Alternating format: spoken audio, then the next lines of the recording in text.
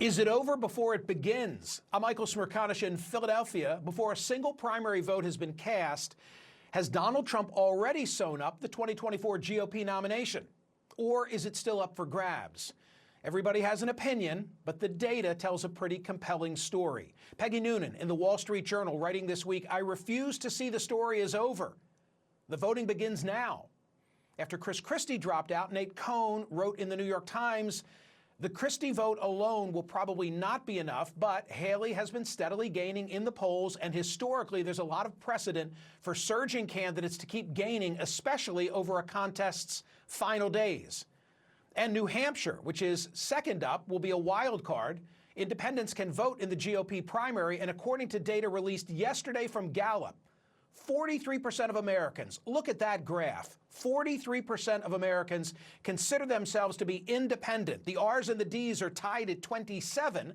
It ties a record for an independent showing, making them the largest political bloc in the country. But then there's Times columnist Bret Stephens, who bluntly sums up the state of the race as follows. Barring a political miracle or an act of God, it's overwhelmingly likely that Donald Trump will again be the Republican Party's nominee for president. And speaking of acts of God, you can, of course, also throw into the mix unknowns like the dire Iowa weather forecast for Monday's caucuses.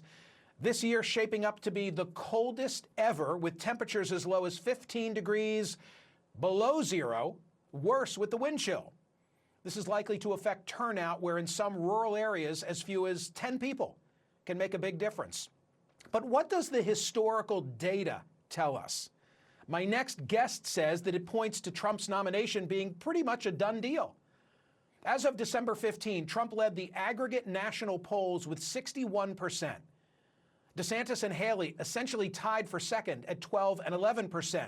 Writing for the 538 website, G. Elliott Morris, head of data analytics at ABC News, and my next guest, compared this with the polls in every presidential election dating back to 1980. Morris assembled a massive master list of where every non-incumbent candidate, Republican, Democrat, Independent, stood in mid-December before the election year, and then how they ultimately fared. At that point in the race, every non-incumbent with at least 40% support in national polls has gone on to win their party's nomination. And Trump, as I said, is at 61%. In fact, if you look at Trump's advantage at this stage compared to the other non-incumbents seeking the nomination, his polling is within his party higher than any of them. G.W. Bush, Hillary Clinton, Al Gore, George Herbert Walker Bush. Per Morris's analysis, as of mid-December, this gave Trump a more than 9 in 10 chance of being the nominee. What are the historical chances for somebody in DeSantis or Haley's current position to catch him? Since 1980, there have been 3 non-incumbent candidates who, like them, were polling below 15% in December and did go on to win their party's nomination. Michael Dukakis did it in '88, John McCain in 2008, Bill Clinton in 1992. But those races were wide open. In those December polls, no other candidate was above 25%, whereas Trump's current support is more than double that, which means there are fewer undecided voters to sway. And even if a challenger does surprisingly well in Iowa, there's a historical limit to how big of a bump they then receive. I want to know what you think. Go to my website at Smerconish.com. Answer today's poll question. Is the Republican nomination already over? Joining me now is G. Elliott Morris. He's the editorial director of data analytics at ABC News. He was a senior data journalist and U.S. correspondent for The Economist, and he's the author of Strength in Numbers: How Polls Work and Why We Need Them. Elliott, we'll get to the data in a moment, but the intangible, all of a sudden, the weather, going to be cold. To me, that says whoever has the most passionate base is going to come out and provide victory for their candidate. Your thought? Yeah, look, it's going to be minus 20, minus 30 wind chill in Iowa. I do expect that will have some impact on the race. We can expect, in other words, some level of polling error, I would suspect. Just because you've already brought up the historical data, Michael, I'll just cite there's usually a 5 percentage point difference between how a candidate is polling and the actual share of the vote that they get. So there's some precedent for surprise. You add on top of that this nasty weather. I expect, as you say, that candidate that the candidate with more enthusiastic voters will beat their polls by even more. But look, Donald Trump is up by our latest math at 538, 51 percentage points to Nikki Haley's 17. So it's not that she could really bridge that gap unless something truly catastrophic is happening with the polling, or that this weather has a much more measurable impact than I think we think it will. Look, 10, 20 points off, totally within the realm of possibility. 40 is a much harder sell. If the polling data is accurate, I mean, I said the other night in watching the CNN debate between DeSantis and Haley, they had trained their guns exclusively on each other. If one totally decimated the other, it still doesn't give them enough unless Trump's numbers take a tumble. Here's my question for you. How many non-incumbents running for president have been in Trump's position at this stage? Zero.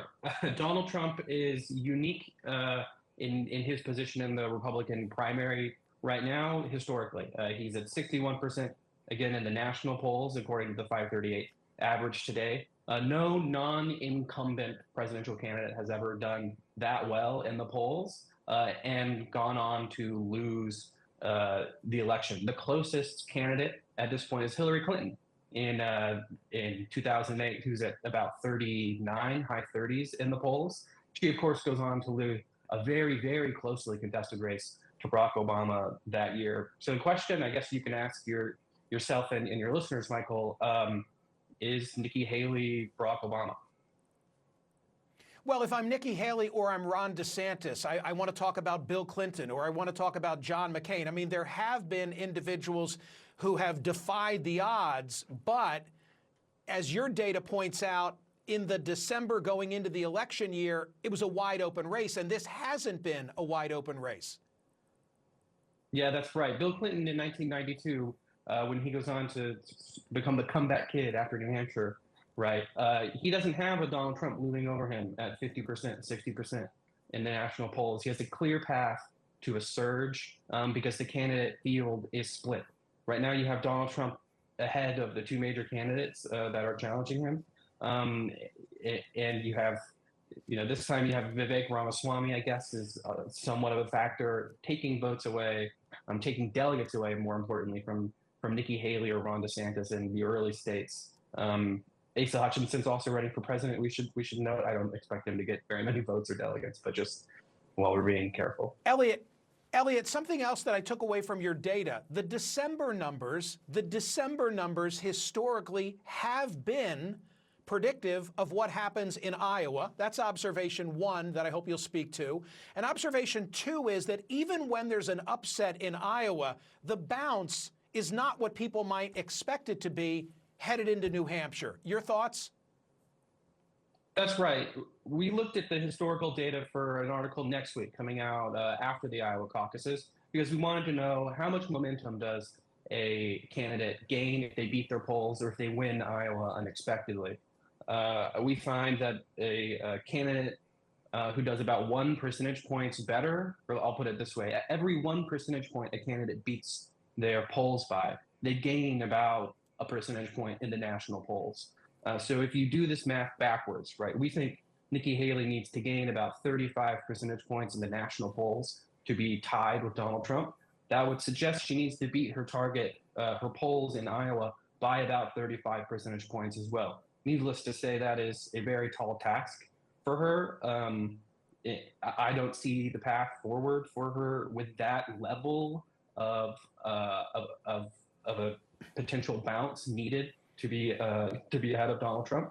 That's a very unlikely scenario, but that's sort of the benchmark she needs to hit. She needs a truly phenomenal performance in Iowa. G. Elliott Morris, thank you so much for bringing the data. I really appreciate it. Thanks, Michael. It should go without saying, it's interesting to crunch the numbers. The numbers are telling a very consistent and compelling story, but the only numbers that matter are the numbers Monday night. So if you're in Iowa, go vote, vote in New Hampshire, vote everywhere when it's your turn.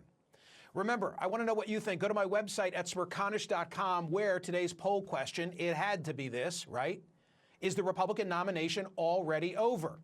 Hit me up on social media throughout the course of the program. I'll share some responses in real time. What do we have, Catherine, from the world of X? No, it starts Monday with some inclement weather.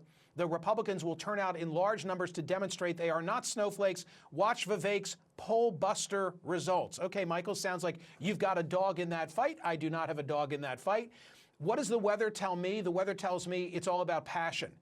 Right? It's all about passion, because in the end, it's going to come with some degree of personal cost to actually leave the house, show up, hang out for a while, and caucus with your neighbors. Trump's base is passionate. I mean, give them props for the passion they've exhibited on his behalf. What does it say also about a ground organization? I don't know that Haley has the ground organization that she needs, but again, these questions will all be answered on Monday night. You can watch CNN and see it unfold.